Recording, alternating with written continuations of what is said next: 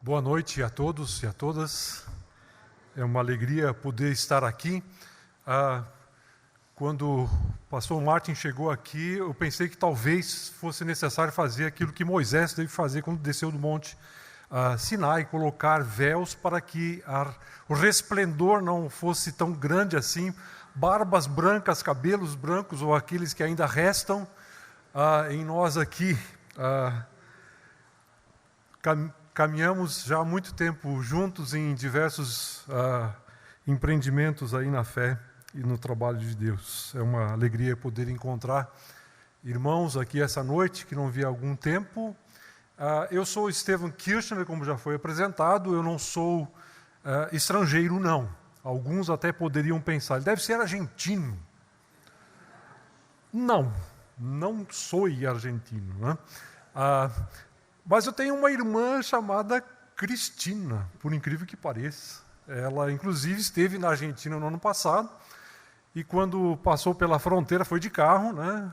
O pessoal se reuniu, os guardas chamaram uns aos outros para ver o passaporte dela com esse nome, e ela ficou até um tanto quanto apavorada naquele momento, mas ela conseguiu voltar para o Brasil. Como já foi falado, eu trabalho nesse métier, nessa área já há algum tempo, e nos últimos anos temos desenvolvido ministério de docência ali no Seminário Servo de Cristo em São Paulo, mas já estive aqui perto de Curitiba, também na Faculdade Luterana de Teologia durante 10 anos, em São Bento do Sul, Santa Catarina. Venho de um contexto luterano e trabalho nessa área de docência e também na área de literatura há algum tempo. Mas chega de apresentações. O que nos interessa aqui, de fato, é nos debruçar sobre a palavra de Deus e aquilo que ela nos apresenta. E hoje à noite tem um tema bastante importante, eu acho bastante importante e interessante. O fundamento escatológico da teologia do Novo Testamento. Se você percebeu qual é o tema de amanhã, vai observar que nós estamos tentando fazer alguma coisa no sentido de afunilar de algo um pouco mais amplo para algo um pouco mais específico, porque amanhã de noite nós vamos trabalhar a ressurreição de Cristo como centro da escatologia do Novo Testamento. Já que o assunto é escatologia, vamos fazer antecipações escatológicas aqui. Amanhã à noite, não perca, vamos falar sobre ressurreição. Quando se fala sobre esse assunto, muitas pessoas têm, às vezes, algumas coisas assim, um tanto quanto já pré-formadas. E nós precisamos ser muito cuidadosos naquilo que vamos fazer. Por favor, pode passar o próximo slide? Então, um esboço daquilo que nós vamos ver hoje à noite aqui. Nós vamos começar fazendo uma breve introdução ao assunto, a partir de uma perspectiva que é bastante conhecida, talvez, de alguns de vocês, dependendo do tipo de orientação teológica que vocês têm, história da salvação. Vamos falar um pouquinho sobre alguns aspectos a partir de todo o Novo Testamento, olhando para uma dimensão um pouco mais ampla daquilo que diz respeito à escatologia. Começando com o reino de Deus nos evangelhos sinóticos, vida eterna no evangelho de João, o espírito da era messiânica no livro de Atos, a justificação como antecipação do veredito de Deus no juízo em Paulo, a ética cristã e os valores da realidade superior nas epístolas pastorais e algumas implicações disso para a nossa realidade, não só como teólogos e teólogas ou pessoas engajadas na teologia, mas também para a igreja, certamente. Deixa eu começar falando um pouquinho sobre uma pequena distinção que talvez seja útil. Nós, quando ouvimos falar de escatologia, às vezes, entendemos errado a coisa e pensamos em uma outra coisa, que eu chamaria de escatologismo. A diferença pode ser vislumbrada se você pensar num bolo, num bolo de aniversário, por exemplo. Né? Não sei se alguém está fazendo aniversário hoje. Um bolo de aniversário. Você tem uma cobertura nesse bolo, bonita, chamativa e tal. Isso normalmente seria o escatologismo. O que nós vamos trabalhar hoje à noite aqui não é aquilo que aparece, ou aquilo que é propagandeado, aquilo que é muitas vezes apresentado num esquema perfeito. Vai ser assim, naquele esquema tipo futurista, assim, de você ter alguma coisa numa previsão absolutamente correta e mãe de Iná, né? Ou nostradâmica, se você quiser. Não é disso que nós vamos falar hoje à noite aqui. O que nós vamos falar é do fermento do bolo. Aquilo que às vezes é invisível, mas que age e que produz a dinâmica do bolo. Eu gosto de cozinhar, eu amasso o pão, faço algumas coisas em casa, eu sou o panquequeiro lá em casa, né? Sábado de manhã, panquecas sempre. A minha esposa nem se mete nisso. Mas eu sei como o fermento funciona. E o fermento não aparece. A escatologia, como fundamento para a teologia do Novo Testamento, é essa coisa que às vezes é um pouco difícil de discernir, mas que está presente. Então nós não vamos falar aqui de esquemas, de algum tipo de arranjo específico sobre quais são os acontecimentos que vêm pela frente, que nós também provavelmente não sabemos, né? Seriam apenas algumas tentativas aqui, muitas vezes mal sucedidas, aquilo que a gente tem visto na história da igreja.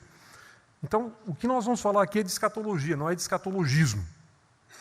Essa palavra não existe, né? Mas poderia muito bem existir nesse sentido, talvez não tão positivo.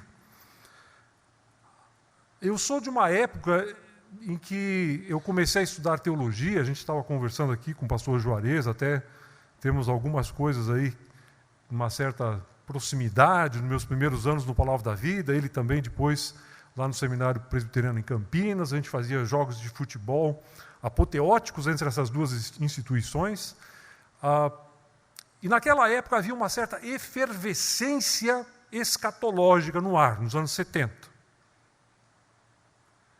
Mas era o escatologismo que estava aí. Eram os ismos, eram os esquemas. Na teologia se perdeu muito esse aspecto. Eu diria que nós perdemos com isso e a recuperação disso se faz necessária.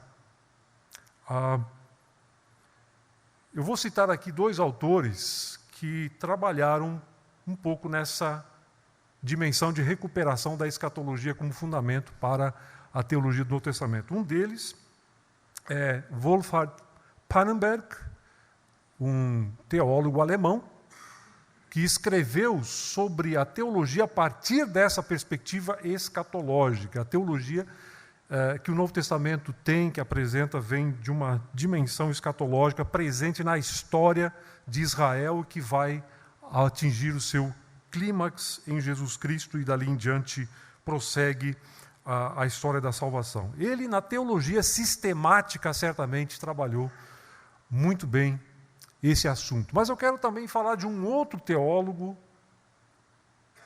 cujo nome é alemão, mas ele não é alemão. Oscar Cullmann, um francês da Alsácia-Lorena, que trabalhou na Universidade de Estrasburgo, mas ficou muito conhecido por ter trabalhado na mesma época de Karl Barth, na Universidade da Basileia, na Suíça. E ele foi um dos que trabalhou muito essa questão da escatologia como fundamentação teológica a partir de alguns escritos dele que se tornaram muito conhecidos na língua francesa e alemã, Em português nós temos muito pouco dele, temos a Cristologia do Novo Testamento, alguns de vocês já devem ter visto, já devem ter lido, vale a pena ler. Não é por Vida Nova, me perdoem aqui, mas tem um outro livro dele que foi lançado por uma editora menor no Brasil e que depois parou de ser produzido, Cristo e o Tempo.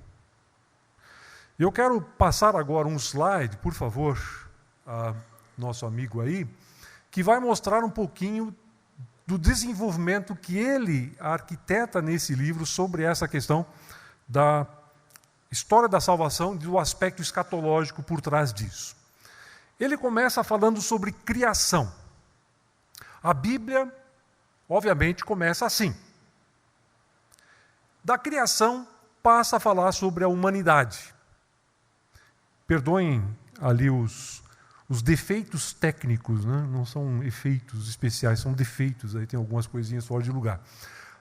Da criação passa a falar sobre a humanidade, né, daquele aspecto mais amplo da criação, passa a ser o centro daquilo que é o interesse de Deus, a partir da criação do ser humano, mas com todo o drama que se estabelece a partir da questão da queda e da recuperação que Deus produz daquilo que foi seu propósito na criação para o ser humano a partir do seu projeto de redenção que começa com Abraão e o seu chamado.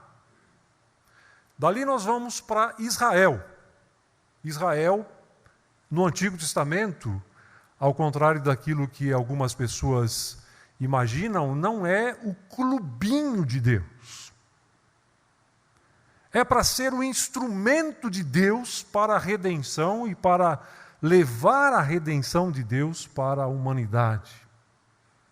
A gente vê um pouco disso acontecendo ao longo da narrativa do Antigo Testamento, mas, de maneira geral, nós vemos uma falha muito grande aí, né? Outro dia eu estava falando, semana passada, numa classe sobre o livro de Jonas.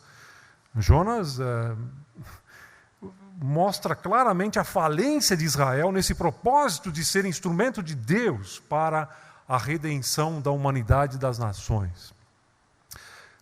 O que a gente vê a partir daí é um afunilamento das coisas, de algo maior, criação, humanidade, Israel. Dentro de Israel, nós vemos Deus lidando com o remanescente fiel, até chegar em Cristo, que é aquele que representa o eixo de tudo aquilo que a história da salvação nos traz. Em Cristo nós temos o ápice, a culminação de toda essa história que começou com a humanidade como um todo, e agora nós temos em Cristo, no único, naquele que é singular, aquilo que se estabelece como redenção para a humanidade como um todo.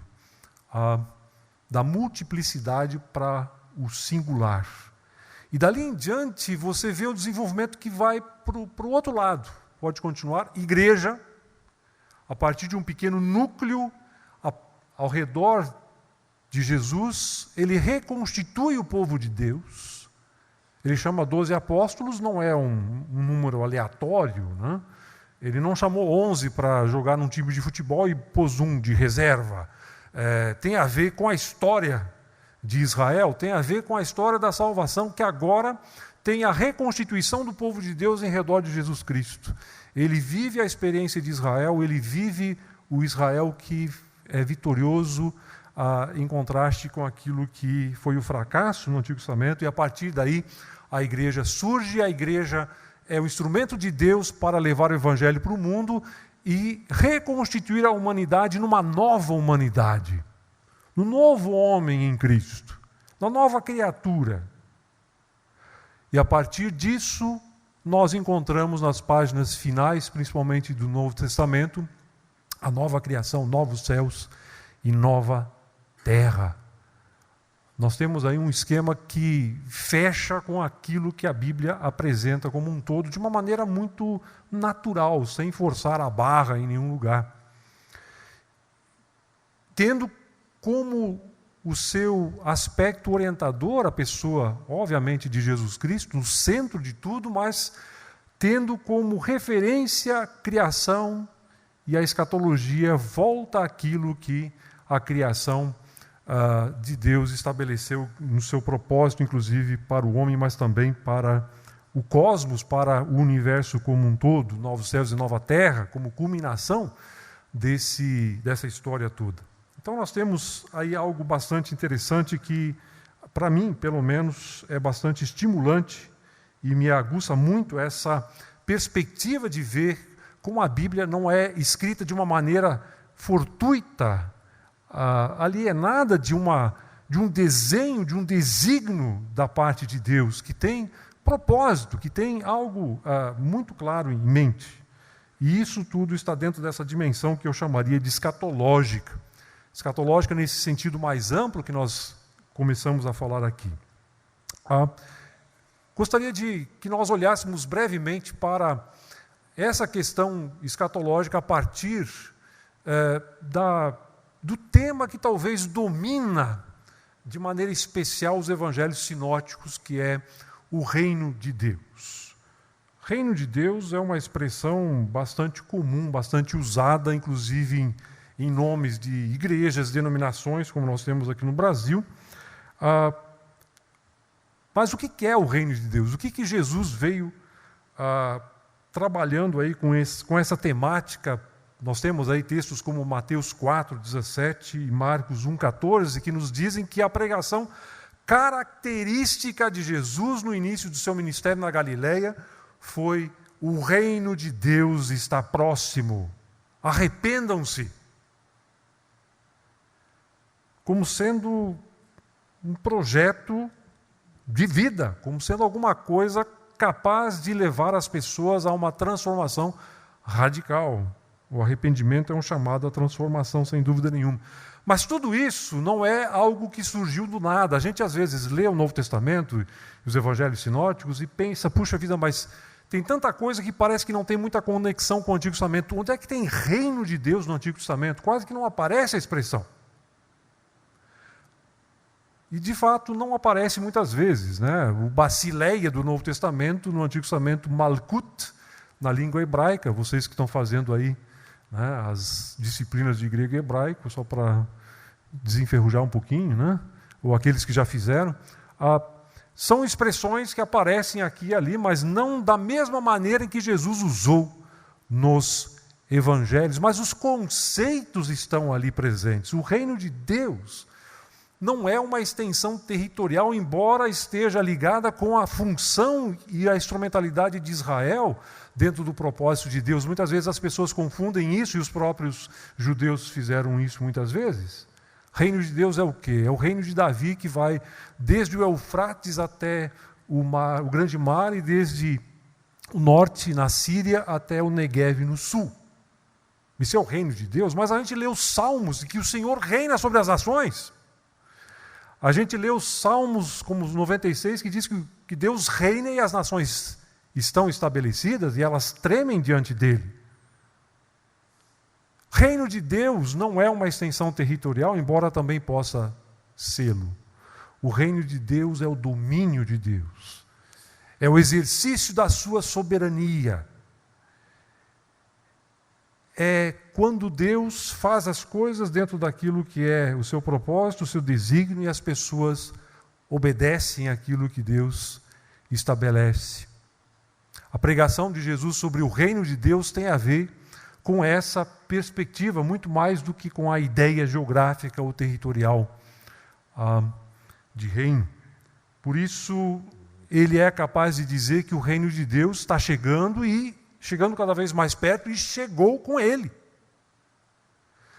Se você olhar para passagens como essa que eu coloquei aí, de Mateus 12:28, você vai perceber que Jesus tem muito claro a ideia de que aquilo que era guardado no Antigo Testamento como sendo escatológico, dentro daquela dimensão das pessoas que viviam dentro dessa história do povo de Deus no Antigo Testamento, agora está se materializando na sua pregação do reino. Se eu expulso os demônios pelo Espírito de Deus, é chegado o reino de Deus sobre vocês. É o que Jesus diz. em Mateus 12, 28, e nas passagens paralelas nos sinóticos, em Marcos 3, em Lucas 11, Jesus estava expulsando demônios e foi acusado de fazê-lo com a força e a intervenção do próprio mal.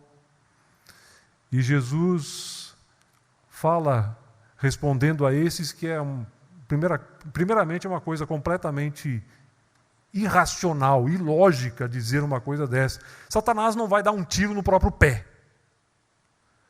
Se Satanás expulsa Satanás, ele está contra si mesmo e ele está acabado. E não é essa a realidade. Mas se eu expulso os demônios pelo Espírito Santo, o reino chegou. A realidade do reino está presente.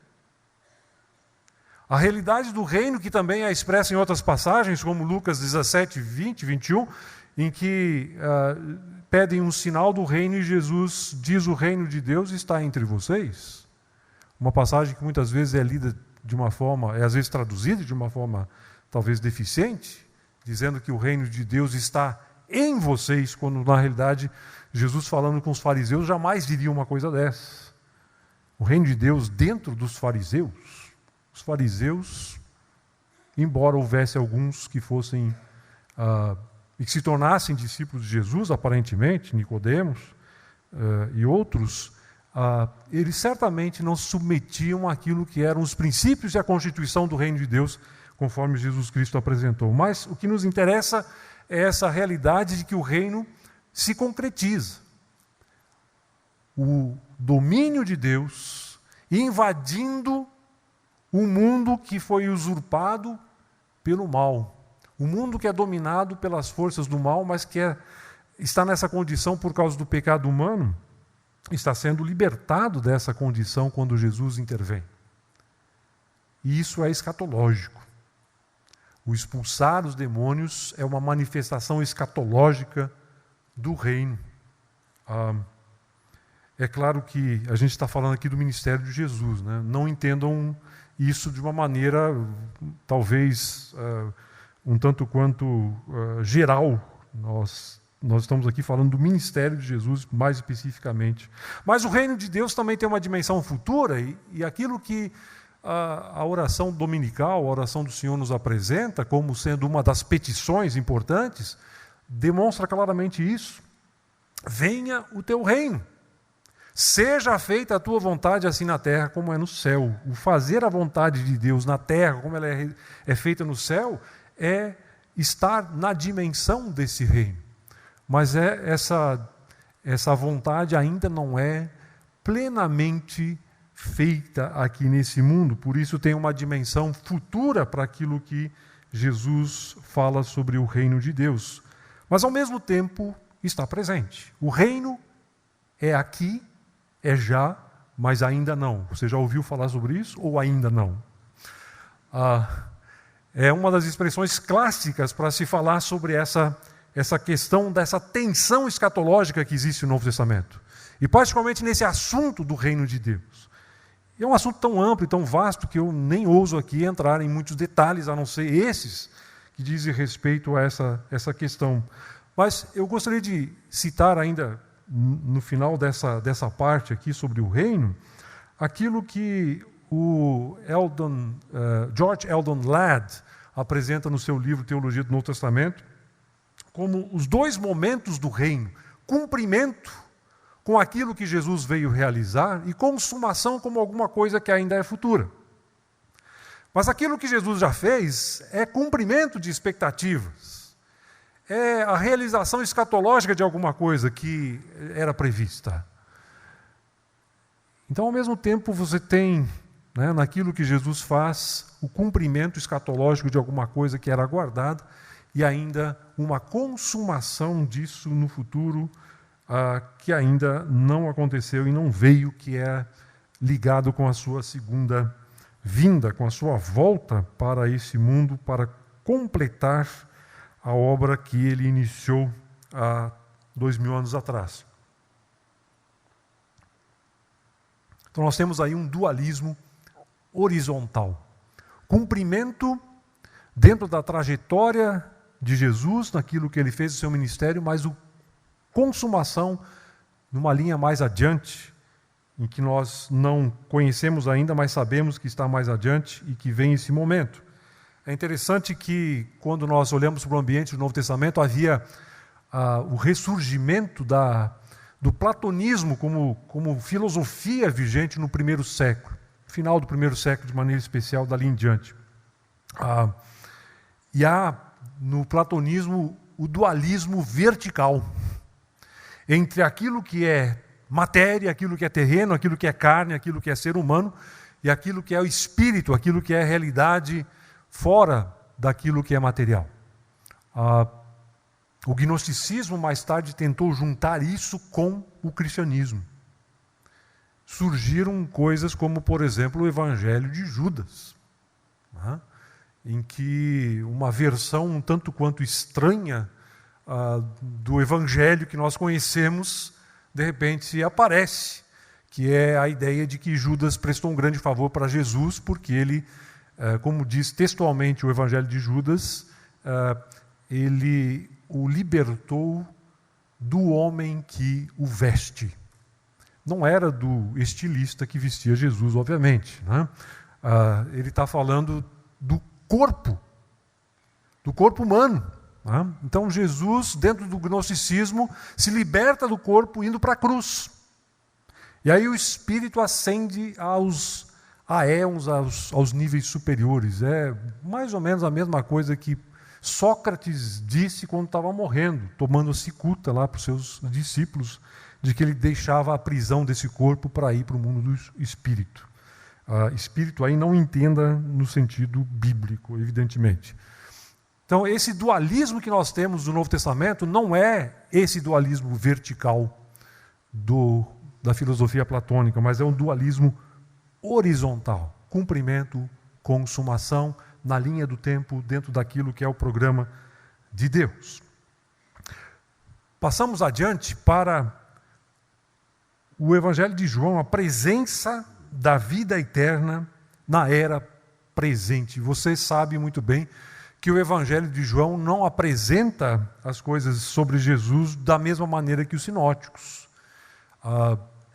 João aparentemente foi escrito num período bem posterior até a escrita dos evangelhos sinóticos, trazendo uma perspectiva mais pessoal de Jesus. O Evangelho de João é o livro dos encontros de Jesus com pessoas. Não apenas encontros amistosos, mas também diversos debates, diversas conflagrações entre pessoas com opiniões muito opostas. Mas o Evangelho de João toca muito pouco no assunto reino de Deus. Apenas 2 vezes aparece reino de Deus no Evangelho de João. E é exatamente no mesmo lugar, no mesmo parágrafo. Em João capítulo 3, versículos 3 e versículo 5. Quando Jesus fala com Nicodemos, aquele que Jesus mesmo considera e diz ali, aparentemente era assim, o mestre, ele era o cara em Israel. Só que ele não sabia algumas coisas muito óbvias, né, que deveria saber, como, por exemplo, quem não nascer da água e do Espírito não pode ver, não pode entrar no reino de Deus. Uma referência direta de Jesus a Ezequiel, capítulo 36, onde Deus promete purificar o seu povo com água pura, tirar todos os pecados deles e colocar um coração novo neles, tirando o coração de pedra, produzindo uma nova existência. E aí o capítulo 37 fala do vale dos ossos secos, que ganham vida e voltam a ser pessoas, dentro daquilo que era a ideia de um cemitério, né, que volta a ter pessoas aí tendo vida, porque Deus faz isso, traz renovação. Então, nesse texto sobre a conversa com Nicodemos, é o único lugar em João que nós vemos a menção de reino. E, obviamente, dentro de uma dimensão parecida com essa dos evangelhos sinóticos, mas na maioria dos casos, quando nós vemos declarações de Jesus sobre a vida no reino, ela está dentro da dimensão daquilo que em João é denominado de vida eterna. Aqueles versículos conhecidos, como João 3,16, né? E outros tantos, eu vim para que vocês tenham vida e a tenham plenamente. Eu sou o caminho, a verdade e a vida, e aquele que crê em mim não morrerá eternamente, lá no capítulo 11, mas terá vida eterna, e vai ressuscitar também no último dia, João capítulo 5, versículo 24, e assim por diante. Nós temos diversos textos que vão falar da dimensão da vida a partir dessa construção um pouco diferente dos evangelhos sinóticos, que também usam de vez em quando isso, mas dentro de uma mesma dimensão do uso de reino de Deus. O que é interessante de se observar é que em João, o uso de vida eterna está ligado com a experiência presente dos discípulos, com a experiência presente dos cristãos, da igreja. João 5, 24, talvez seja um dos exemplos mais evidentes disso, quando Jesus diz assim: em verdade vos digo que quem ouve a minha palavra e crê naquele que me enviou, tem a vida eterna. Ele não diz terá a vida eterna. Tem a vida eterna. Não vai a julgamento, mas já passou da morte para a vida. Eu estou lendo aqui da Almeida 21. Tá? Só para contentar o nosso amigo Celso aqui na frente, que é produzida pelas edições Vida Nova, é claro. Mas eu sou um dos tradutores, então eu tenho que falar alguma coisa sobre isso, é claro. Né? Mas a vida eterna, experiência presente. Você pensa, vida eterna, alguma coisa, obviamente, ligada com o futuro.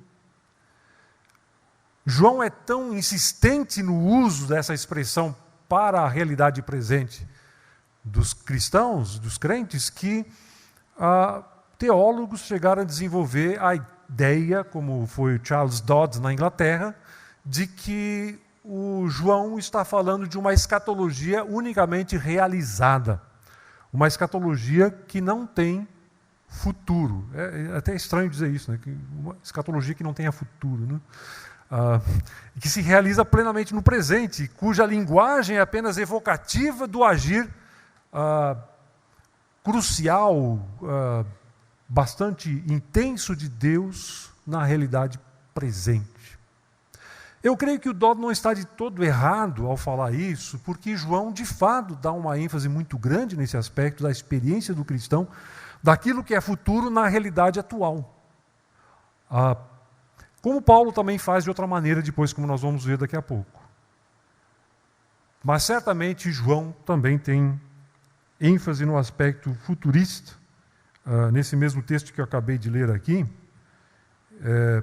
ele vai dizer: não vos admireis, versículo 28 do capítulo 5, disso porque virá a hora em que todos os que estão nos sepulcros ouvirão a sua voz e sairão os que tiverem feito bem para a ressurreição da vida, os que tiverem feito mal para a ressurreição da condenação. Ele fala de um aspecto futurista, que ainda não se concretizou.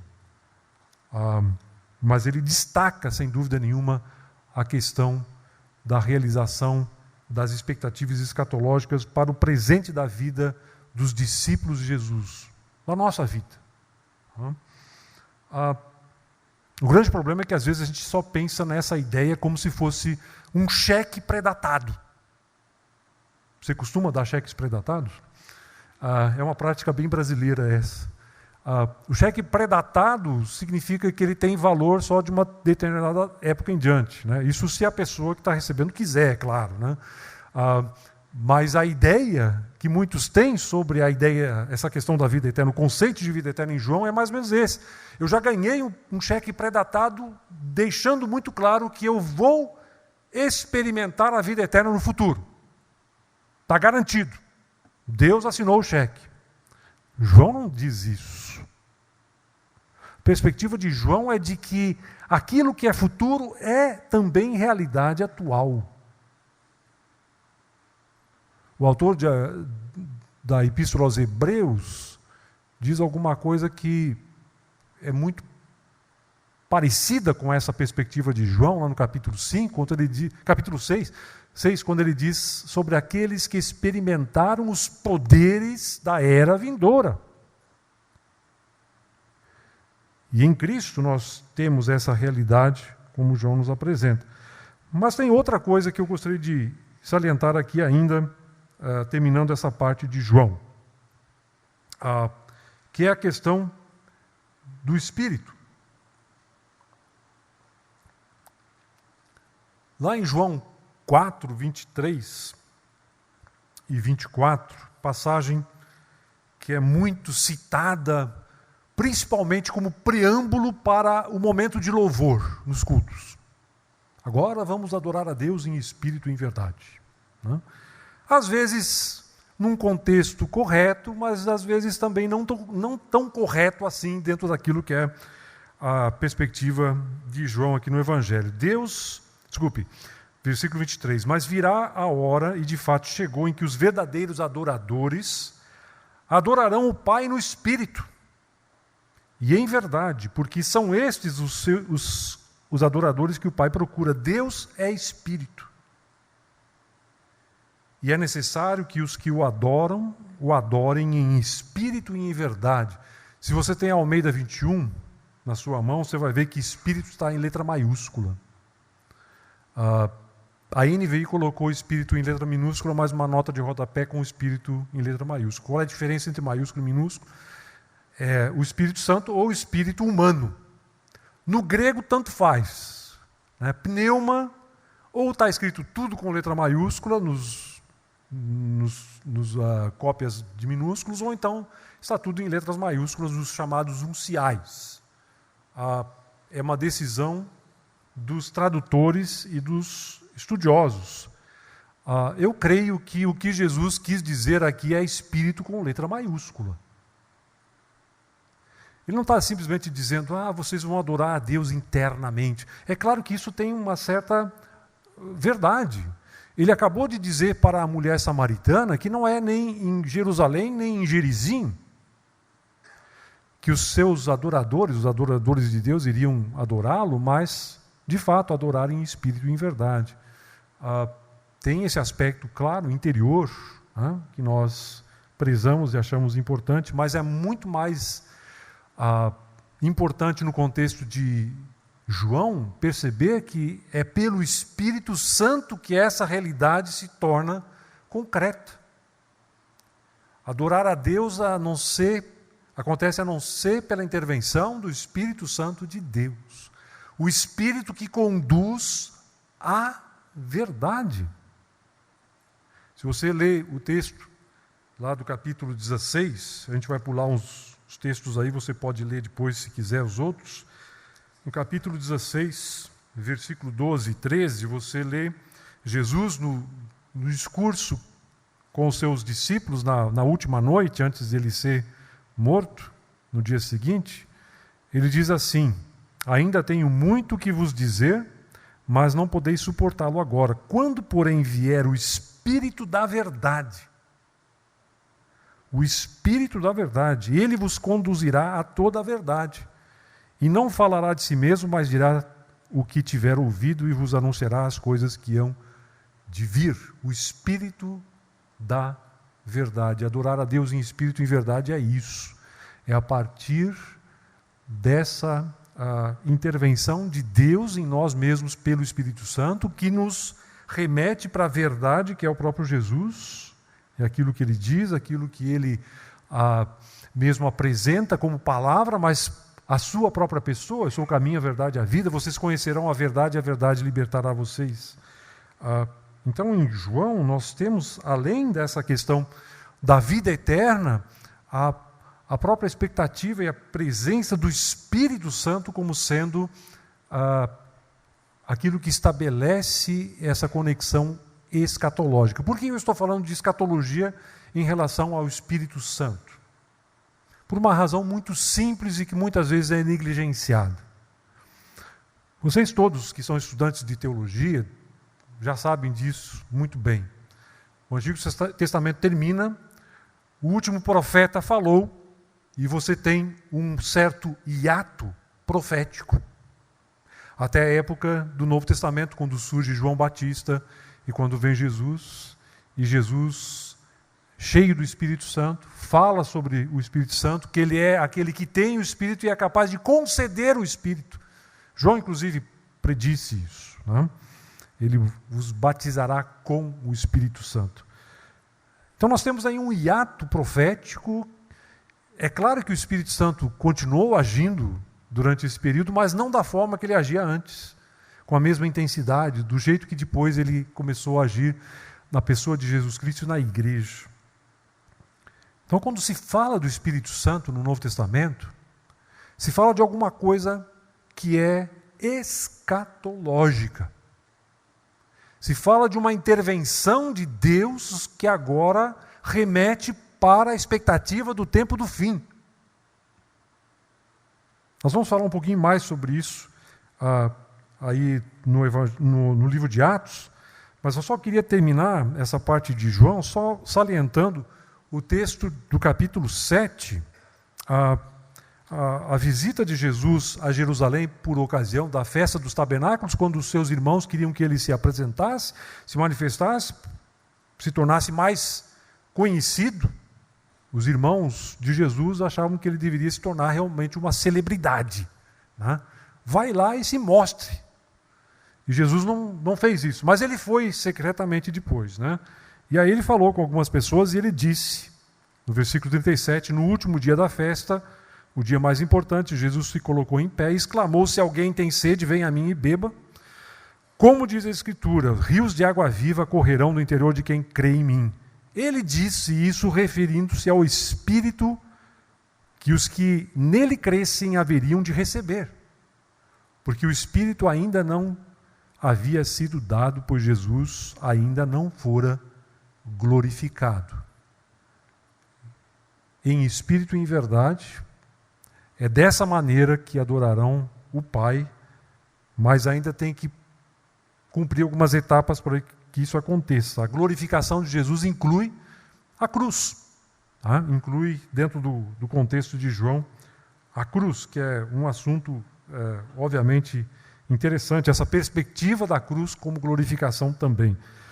Mas depois disso vem a concessão do Espírito para a igreja. Nós passamos para o livro de Atos, para dar uma olhada rapidinho aqui em alguns aspectos importantes no livro de Atos. O espírito da era messiânica. O livro de Atos é um dos livros mais empolgantes do Novo Testamento. Empolgantes em todos os sentidos, tanto positivo quanto negativo. Recentemente morreu nos Estados Unidos um pastor de uma igreja que tem uma característica toda especial. É numa região específica dos Estados Unidos que tem o maior grupo dessas igrejas, mas ela já está espalhada por diversos lugares. Você vai no culto nessa igreja, e se você não souber, você vai ficar um tanto quanto chocado. Você vai receber na entrada uma Bíblia, um inário e uma cascavel. Uma cascavel, né? O nome da igreja é, em inglês, a igreja dos snake handlers, os manipuladores de serpentes. Por quê? Porque lá em Marcos 16 fala de que pegarão em serpentes e não vão morrer, né? E em Atos, no capítulo 27, Paulo é picado por uma serpente e não morre. E o pessoal está todo observando Paulo para ver se ele morre, lá na ilha de Malta. Então, olha só, o que Atos pode também gerar, né? Por favor, cuidado quando você for fundar a sua igreja, né, e as características da sua igreja. De repente, igreja lá no Butantã, em São Paulo, pode até ser importante nesse sentido de sanar um problema. Um pastor morreu recentemente, picado por uma serpente, num desses cultos.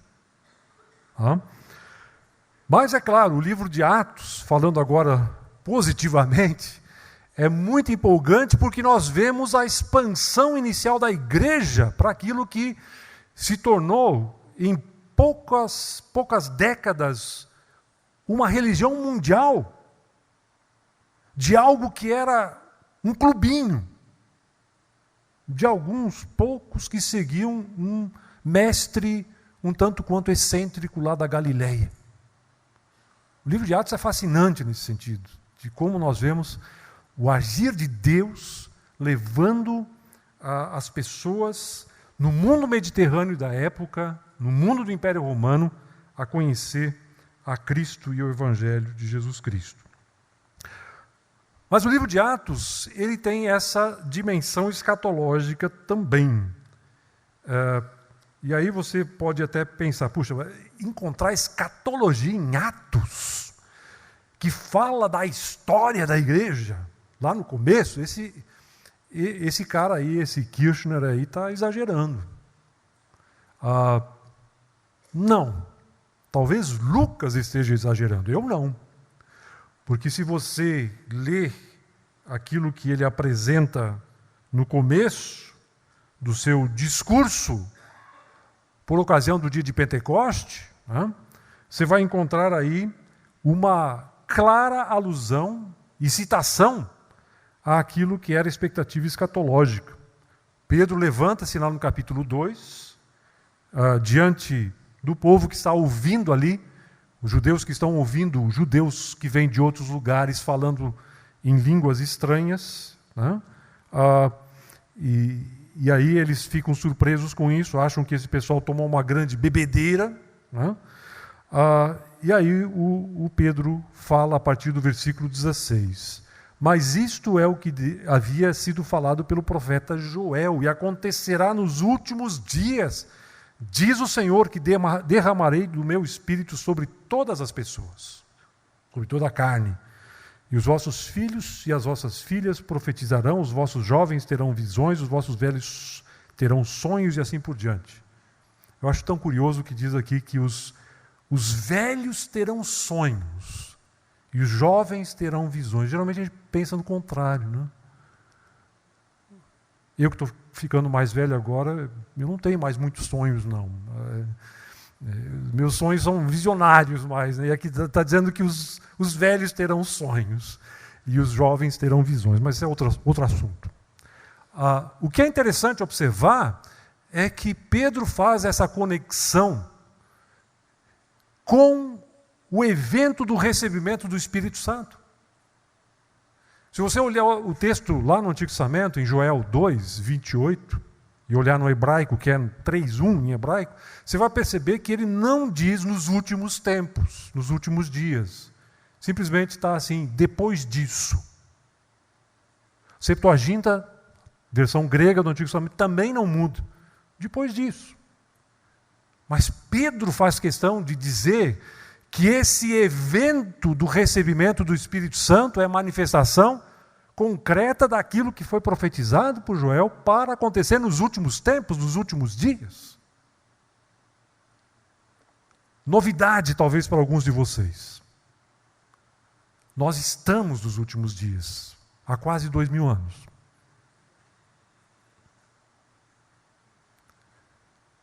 Algumas pessoas dizem, quando é que começarão os últimos dias? Você já está dentro da história dos últimos dias. A igreja é a comunidade escatológica de Deus nesse mundo.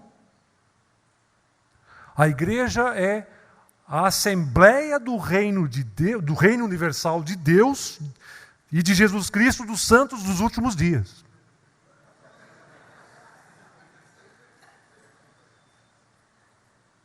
Nós somos a comunidade escatológica de Deus no mundo. Nós vivemos no fim dos tempos. O fim dos tempos tem começo e tem consumação. Como a ideia do reino lá nos evangelhos. Nós estamos dentro dessa história do capítulo final dos propósitos de Deus em relação à humanidade e ao mundo. Joel diz que lá no futuro Deus iria fazer com que o seu Espírito fosse derramado sobre todos.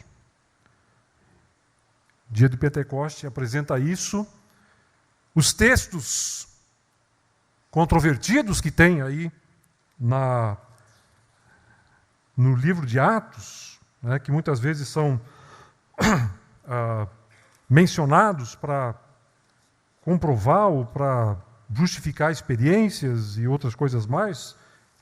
Tudo bem, a discussão sobre isso é possível, é importante. Não há espaço para a gente fazer isso aqui. Eu até não tenho problema nenhum de olhar para essa questão, mas não dá para fazer isso aqui agora. Mas uma coisa que as pessoas, às vezes, não percebem nesses textos, como Atos 8, e o Espírito Santo, como ele vem de uma maneira diferente para os samaritanos, Atos 10, como o Espírito Santo vem sobre a família de Cornélio.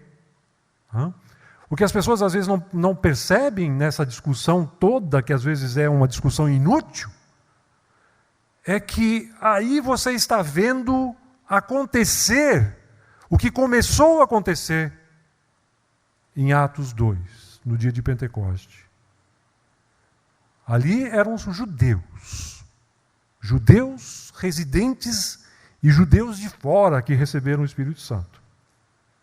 Agora os samaritanos,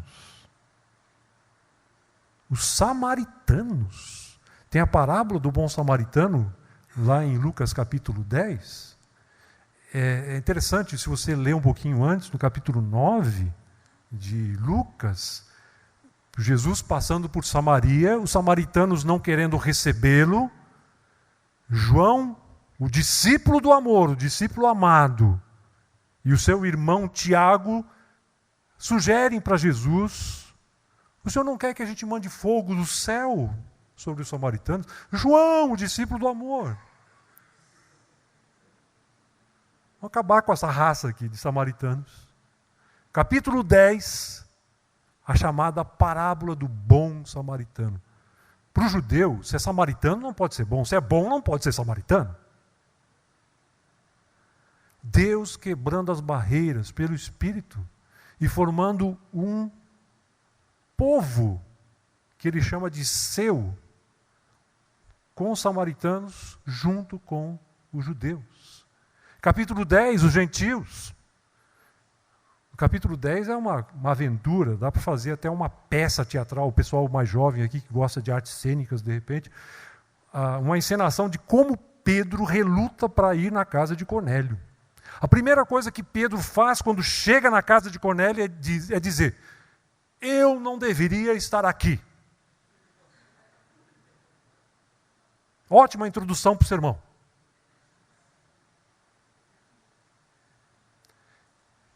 E quando ele começa a falar, né, ele não termina o terceiro ponto do seu sermão. Estamos numa igreja presbiteriana, geralmente o sermão presbiteriano tem 3 pontos.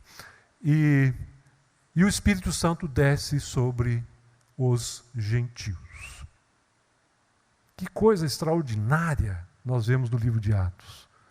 O Espírito escatológico prometido agora formando e reconfigurando o povo de Deus em torno de Jesus Cristo, pela instrumentalidade e agência do Espírito Santo. Somos, sem dúvida, comunidade escatológica, quer estejamos conscientes disso ou não. Mas vamos para Paulo. Quando nós lemos as cartas de Paulo e percebemos que talvez temos aí em Paulo uma das doutrinas mais importantes do Novo Testamento, aquela que Lutero dizia que se a igreja por um instante sequer ficasse sem, ela iria completamente deixar de existir, a justificação pela fé, que é enfatizada principalmente em Romanos, Gálatas, também em 1 Coríntios, aos Coríntios, nós vemos que naquilo que Paulo apresenta tem muito de escatológico sobre essa doutrina. Eu não sei como é que vocês estão aí antenados ou não com as discussões, tem uma discussão muito grande fora do Brasil sobre a questão da justificação, com aquilo que é chamado de nova perspectiva de Paulo. Nós não vamos entrar nesse assunto, e aí tem um debate acalorado sobre essa questão do que Paulo entendia exatamente pela justificação, Vamos ficar naquilo que é mais denominador comum, a ideia mais forense da justificação, que tem a ver com a absolvição no julgamento. Ser justificado é ser declarado justo, e é ser declarado justo diante daquele que é juiz. A ideia de Paulo em Romanos 3, se você olhar bem para o capítulo 3, é a cena de um julgamento num tribunal. A lista de acusações, a partir do versículo 9, principalmente, é apresentada, e o réu não tem defesa diante do juiz. Paulo diz ali, para que se cale toda a boca e todos sejam culpáveis diante de Deus. Na hora de se defender o pecador, não tem como. Não tem defesa diante das evidências e da denúncia que cai sobre ele ali naquele texto. E Deus em Cristo considera esse que é pecador, esse que é culpável, absolvido de culpa. Eu reluto sempre em usar a palavra inocente, que é a palavra usada dentro do contexto judicial, né? O réu é declarado inocente, mas inocente tem uma conotação um tanto quanto complicada nesse sentido, porque nós não somos inocentes, somos pecadores, somos de fato culpados daquilo que cometemos como pecado e daquilo que é a nossa própria essência de pecadores, não só praticantes, como também na nossa natureza. Então eu prefiro usar a expressão absolvidos de culpa. Mas essa percepção de Paulo, que ele, de uma maneira muito bonita, apresenta bem resumidamente lá no capítulo 4 de Romanos,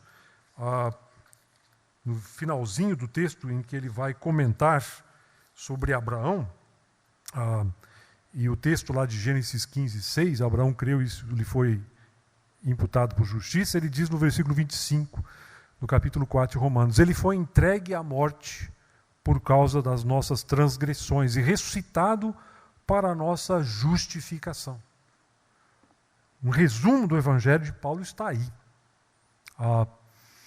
E os eventos que constituem a obra da redenção, a morte de Cristo, a morte vicária, substitutiva de Cristo no nosso lugar, ela é vista aí como aquilo que é essencial, né? O sacrifício necessário, como ele diz lá no capítulo 3, para alcançar a justiça de Deus.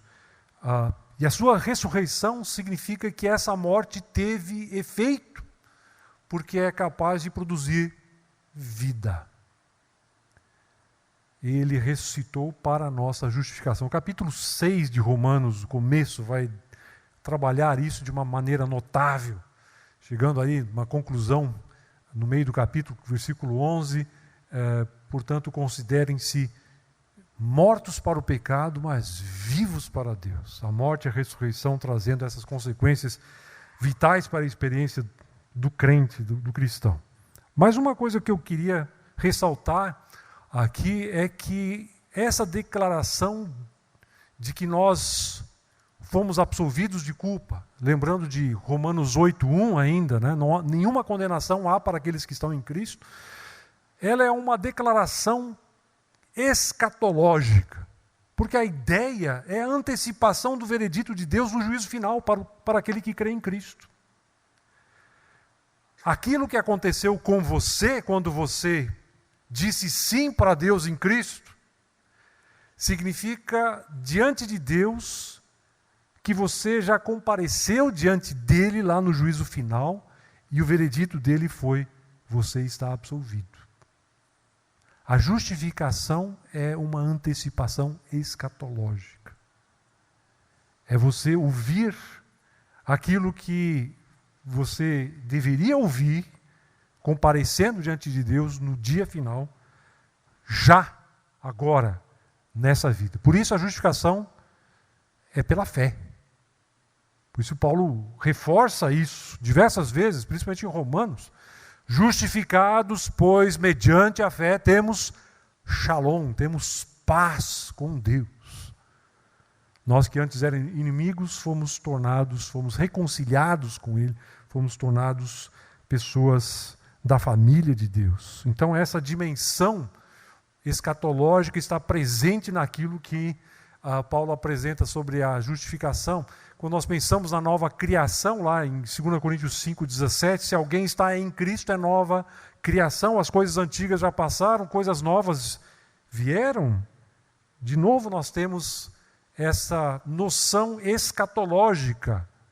O cristão em Cristo é alguém que vive no fim dos tempos. E se você quiser, só depois dar uma conferida em casa, dá uma olhada lá em 1 Coríntios 10, 11, quando Paulo fala sobre os exemplos de Israel no passado, no deserto, e como aquilo que aconteceu com Israel são lições para os cristãos sobre quem chegaram os fins dos tempos.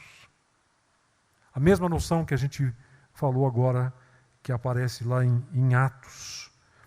E é claro, eu não poderia deixar de falar da vida nova em Cristo, né? Que é essa ideia da nova criação em Cristo. O cristão vive dentro dessa dimensão. Eu tenho um gráfico que eu gostaria de mostrar agora. Isso. Pense... Não, calma aí. Isso, vamos devagar. Pense nesse primeiro círculo como aquele mundo que você conhece aqui. A vida como ela é. A vida nesse mundo, que nós, na nossa realidade presente, das dificuldades da vida, das coisas que nós experimentamos, das coisas boas da vida. O meu time ganhou no domingo passado, talvez o seu não. Eu vibrei muito quando o meu time ganhou na casa do seu maior adversário. Eu sou do Rio Grande do Sul, você pode imaginar de quem eu estou falando aqui. O mundo, a vida, principalmente com as suas dificuldades, né? Quando você vai avançando em idade, você vai percebendo que as dificuldades também avançam e se tornam cada vez maiores.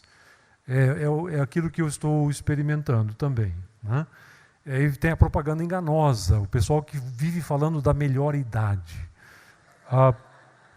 Isso é propaganda enganosa da pior espécie. Eu posso garantir isso para você. Melhor idade é aquela que eu tinha lá atrás, né? Mas tudo bem, Deus sabe, né? E a minha esperança escatológica ainda para o futuro, a gente vai falar sobre isso amanhã, é a ressurreição do corpo, é a ressurreição. Mas está aí, a nossa vida com todos os problemas e dificuldades que tem.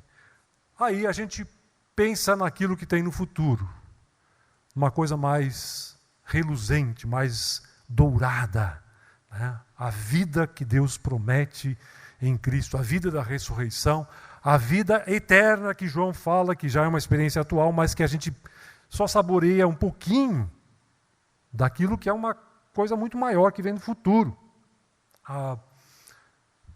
Na visão de Paulo, há uma intersecção entre essas duas realidades. E essa intersecção é aquilo que Paulo chama de estar em Cristo. Se alguém está em Cristo, é nova criação. Nenhuma condenação há para aqueles que estão em Cristo. Paulo usa essa expressão, em Cristo, 89 vezes nas suas cartas. Nem sempre com em Cristo, assim, explícito. Às vezes ele acabou de mencionar Cristo, ele vai dizer nele. É um dos principais aspectos da sua teologia, essa percepção de estar em Cristo. Você está em Cristo. Você está sentindo alguma coisa? Não precisa sentir nada. Se você conheceu a Cristo, você está em Cristo hoje. Você vive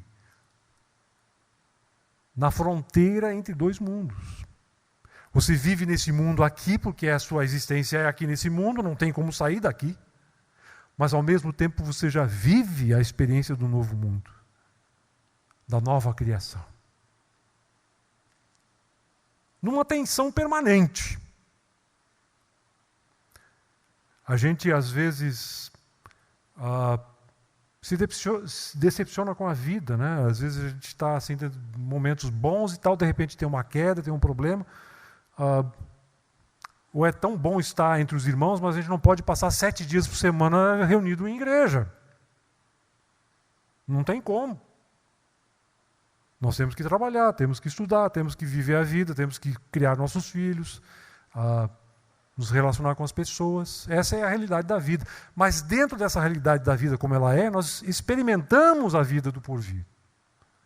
É isso que significa estar em Cristo. Quando uma coisa toca a outra. Nós estamos indo para o final. Por favor, vamos falar um pouquinho sobre a questão da ética e os valores da realidade superior que as epístolas gerais nos apresentam. Eu deixei de fora intencionalmente o Apocalipse aqui, porque o Apocalipse é muito óbvio, né? Então, a gente vai voltar a falar um pouquinho sobre o Apocalipse amanhã, então não se preocupe. A ética cristã e os valores da realidade superior. As epístolas gerais, pensando aí, Tiago, 1 e 2 Pedro, 1 e 2 e 3 João, Judas, né? São textos que têm uma preocupação ética bastante acentuada. Nós poderíamos dizer que nessas epístolas nós não temos tanto conteúdo doutrinário como, por exemplo, nas epístolas paulinas. Eu estava lendo um texto que eu mesmo escrevi uns anos atrás e eu fiquei decepcionado comigo mesmo, porque eu chamei as epístolas gerais de epístolas não paulinas. Coitados desse pessoal, eles já quase não são lembrados, aí chama esse pessoal de não paulinos. Se ainda fosse não são paulinos, mas não paulinos, né? Então E aí, muitas vezes, esses textos são um tanto quanto relegados a um segundo plano, porque não tem ênfases como Paulo tem em justificação, em aspectos da reconciliação, da vida cristã, como Paulo apresenta. Mas eles são muito pródigos em mostrar a questão da importância do viver cristão num mundo em que nós não encontramos condições normais de temperatura e pressão para viver a vida cristã. CNPq. Em que nós nos vemos muitas vezes acuados pela perseguição. Pedro, na sua primeira carta, fala muito sobre perseguição. Sobre cristãos sofrendo perseguição por causa de Cristo. Tiago fala na sua carta toda sobre provações da fé. Interessantemente, ele não coloca perseguições como algo muito, muito forte nisso, mas coisas práticas da vida se tornam muitas vezes testes para a nossa fé, como a língua, o falar, a maneira como eu vejo o outro, como me porto em relação ao outro e assim por diante. Então, uma preocupação ética, prática bastante grande.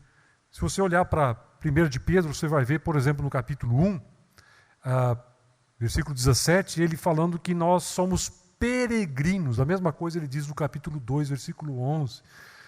Peregrinos nesse mundo. A ideia de que nós estamos de passagem, que nós não temos pátria permanente aqui. O autor de Hebreus, do capítulo 11 de Hebreus, fala a mesma coisa sobre Abraão.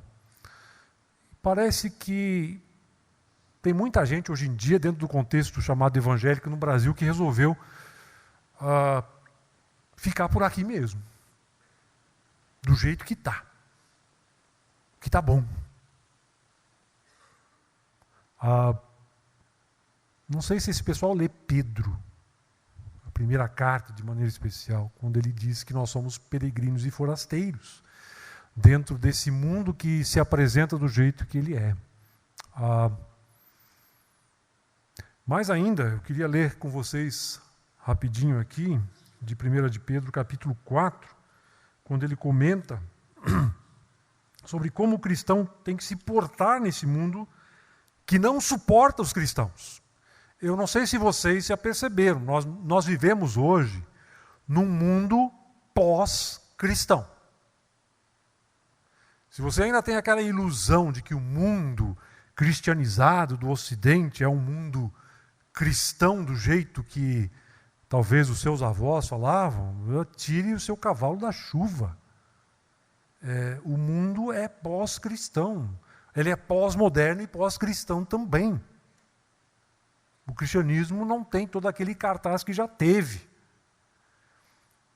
E isso faz com que o cristão autêntico seja visto cada vez com maior suspeita. Às vezes as suspeitas são bem fundadas, inclusive. Infelizmente. E é sobre esse assunto que Pedro fala. Olha só o que ele diz no capítulo 4, do 12 até o 16. Amados, não estranheis a provação que como fogo vos sobrevém, como se vos estivesse acontecendo alguma coisa estranha.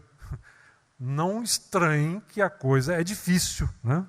Mas alegrai-vos por serdes participantes dos sofrimentos de Cristo. Quando é que você ouviu isso sendo pregado ultimamente? Para que também vos alegreis e exulteis da revelação da sua glória. Se sois insultados por causa do nome de Cristo, sois abençoados. Porque sobre vós repousa o Espírito da glória e o Espírito de Deus. Interessante a conexão que ele faz em exultar na revelação da sua glória, no versículo 13, e depois dizer que sobre vocês repousa o Espírito da glória. O Espírito da glória de Deus já está em nós, que vamos exultar na glória que está no futuro. Mas, de uma certa forma, nós já estamos experimentando essa glória agora, mesmo com a oposição, mesmo com os problemas do mundo. Versículo 14. Se sois insultados por causa do nome de Cristo, sois abençoados, porque sobre vós repousa o Espírito da glória. Mas nenhum de vós sofra como homicida, ladrão, olha só, ladrão, praticante do mal, ou como quem se intromete em negócios alheios. Mas se sofrer como cristão, não se envergonhe disso. Pelo contrário, glorifique a Deus com esse nome. No final do texto, no versículo 19, ele diz ainda o seguinte: portanto, os que sofrem, segundo a vontade de Deus, devem confiar a vida ao fiel Criador praticando o bem. Sofrer segundo a vontade de Deus. Uma vez eu li esse texto numa sala de aula, um aluno quase que me apedrejou. Ainda falei para ele, foi Pedro que escreveu, não fui eu.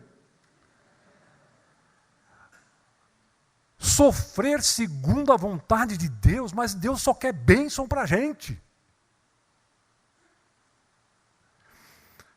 O que é interessante aqui é a ênfase no aspecto prático como algo que nos conecta com uma realidade superior. A realidade do reino, dos valores de Deus. Viver nesse mundo como cristão é para ser, como Jesus mesmo disse, a gente volta para os básicos o tempo todo. Ser luz no meio das trevas, ser sal. É claro que vai ter oposição, é claro que vai ser difícil, mas faz parte da nossa caminhada. E cada vez tem mais gente que se declara cristã, vivendo vidas indignas desse nome. Eu falo isso com bastante cuidado comigo mesmo também. Estou aconselhando, tentando ajudar uma pessoa que me procurou recentemente, um ex-aluno, que é líder de uma igreja, pregador, viciado em pornografia na internet, dormiu com prostitutas, recentemente inclusive, e domingo ele sobe no púlpito para pregar.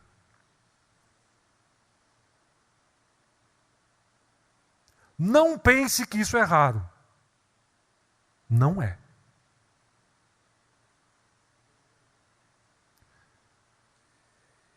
Quando Pedro diz aqui, se sofrer, sofra pelo nome de Cristo. Sofra conforme a vontade de Deus.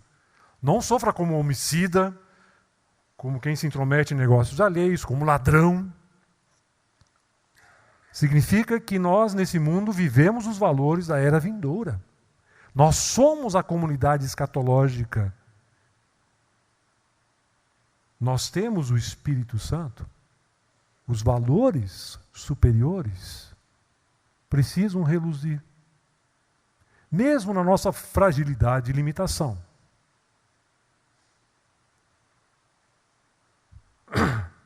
Muito bem. Vamos só terminar aqui com um resumo da ópera. A igreja no mundo, comunidade escatológica. Ontem foi 31 de março, 50 anos do início lá do regime militar, da Revolução de 64. Muitos de vocês não tinham nascido ainda. Eu me lembro exatamente do dia e tudo o que aconteceu naquele dia. Não é à toa que durante esse período a igreja no Brasil meio que se refugiou num escatologismo, em que a ideia era sair desse mundo. A ideia era ir para o nirvana evangélico. E não estar envolvido com as coisas da realidade desse mundo, com os valores de Deus. Eu vejo que uma das implicações claras da nossa tarefa como cristãos no mundo é essa de refletir os valores escatológicos, sim, porque vem de Deus e vem do Espírito de Deus para um mundo que carece de valores. Os valores que o mundo tem hoje são esses valores. Dinheiro. O jovem hoje em dia, o que o jovem procura? Dinheiro para quê?